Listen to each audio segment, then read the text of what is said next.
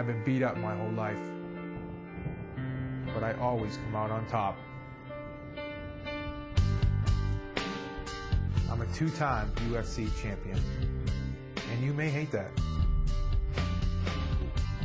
Hate the money, the power, the girls. Hate my right hand. You know what I hate? I hate to lose. In a crazy night of upsets, people everywhere were talking about Nick Diaz. In that first round with Takanomi, did you realize what you guys were doing in there? Did you know it was that fast-paced and that crazy?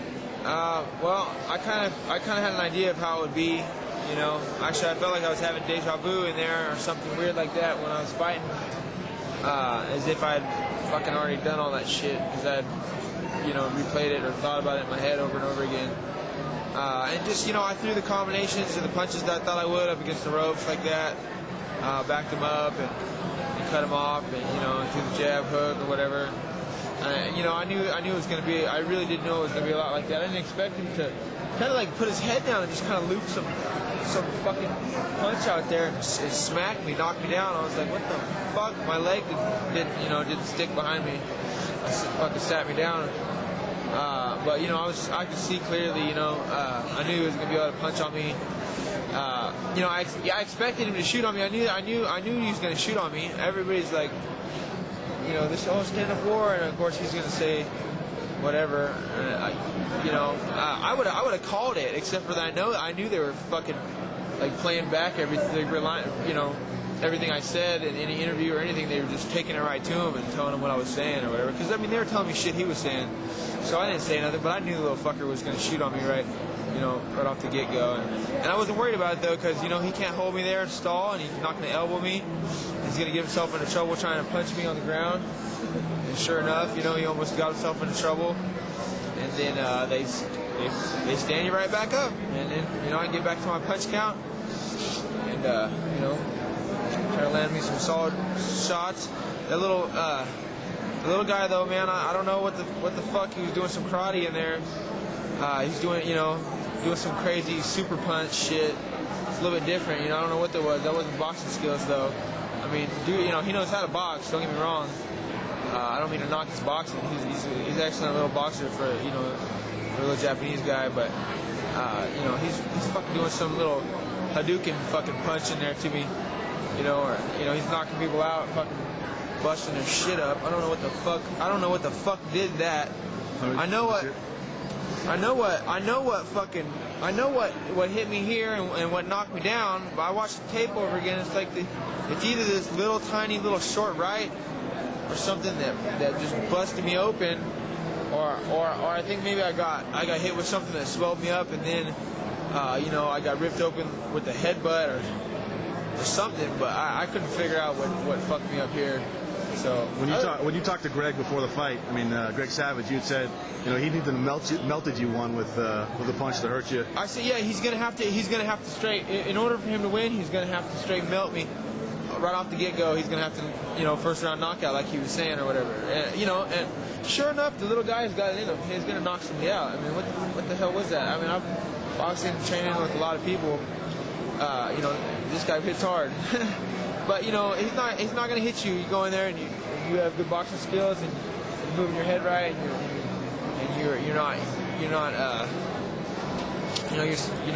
going too wild or crazy and don't overdo it. You watch it. You got to watch that guy. He starts looping his head and throwing crazy punches. Like, you know, it was some weird stuff that I encountered there. How many stitches did you get underneath your eye? Like 8 on each side or something. Yeah. Yeah, it's fucked up. I get cut a lot. But whatever, you know.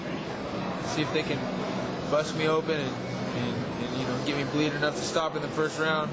Regardless. You know, when he was basically the last minute and a half of that first round, he was walking with his hands down, totally out of it. Yeah. Did you? I felt it coming. No, yeah. I felt it coming. I felt it going good. I know if it was 10 minute round, it would have been all over with. And if we fight again, it ain't gonna be another 3-5s. It's gonna be a 10 minute round. So he's gonna be in a lot of trouble. I don't think he's gonna be able to deal with that sort of thing. You know, and I know he ain't gonna come out right off the get go and hit me with some of that, you know, diving, dropping your head down and trying to hit me stuff. Yeah, I started staying back after you know, after I got hit a few times. I think I started watching out. You know, and I see him when he, you know, I don't know how he just kind of like looped it out there and whacked me with a few, you know, because I only got hit like fucking 5 times or as far as I know I got hit with like 3 or 4 solid punches, and it fucking did me, you know. That did it. You landed a lot of shots on him. Yeah. Motherfucker. Yeah, there he is, huh? Yeah, you landed a lot of shots on him. I mean, you were jabbing the hell out of him and throwing your combinations on him. He's got a good chin. I mean, he stood up to your shots. Yeah, no, he looks better than I do right now. And usually that's what I'm, you know, that's usually what I'm saying about me versus the other guy. You know, after I fight, you know, hey, I fucked him up. Even though he won a decision, you know, I fucked his ass up.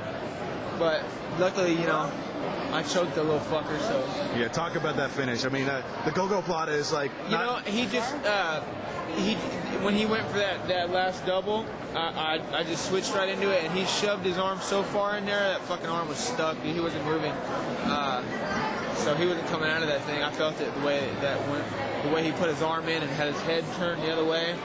I knew his head was coming back. When I threw my leg on, I knew his head was coming back over, so I just grabbed the top of his head and kept it locked. You know, it was done deal right from the start. You know, because the only way he was getting out is if his chin came back over the top of that, and it was, you know, I wasn't gonna let that happen. So you have a contract now, also with Elite XC, also with Pride. Any idea the next time you step in the ring? I fucking have no idea, man. I'm just waiting. You just itching to get back in there? Yeah, I really hope to get back and fight something really quick. After something like that, you know, I really just want to get back in there and fight again. You know, play no games. You know, I'm young right now. I want to keep it rolling, keep it moving. You know, I turned 23 a while ago and felt old. I didn't like the way I felt. It wasn't a good feeling, you know. I tell people my age, and they're not going like, "Oh wow, you're so young" anymore. And you know, it's not the greatest feeling in the world. You know, I'm trying to get on it. You know, I look at my career and past things, accomplishments that I've done, and I mean, it's a small little stack of stuff. Is what it looks like to me. You know, and I haven't done much. I haven't done much of anything, is the way I see it. Last question. I'm trying to get on it. Last question. I mean, Carl Parisian, Diego Sanchez, you've been in a lot of wars, Nick. Where did the fight last night rank in terms of, you know, your great fights? I'm sure it was a good-looking fight. You know, I'm sure people thought it would be a good-looking fight. You know, we're both strikers. You know, hey, I'm the only fucking guy that's gonna box. You know, I mean, you should be able to market me or sell me by now, or put me on a fucking magazine by now or something, because I don't get no play. I haven't been in one fucking magazine ever. Robbie Lawler still gets put in magazines. You know, what about a motherfucker that can box people up and choke somebody with a go-go? You know, I'm choking people with go-go's and throwing hooks to the head, and nobody else is doing that. You know, and it's like, you know, I'm trying to get paid here. You know, I'm trying to have people see me or something. You know what I mean? I'm trying to do my job or do my thing or whatever. So whoever's out there wants to see Nick Diaz, you know, come see me, because I'm ready to go, man, you know.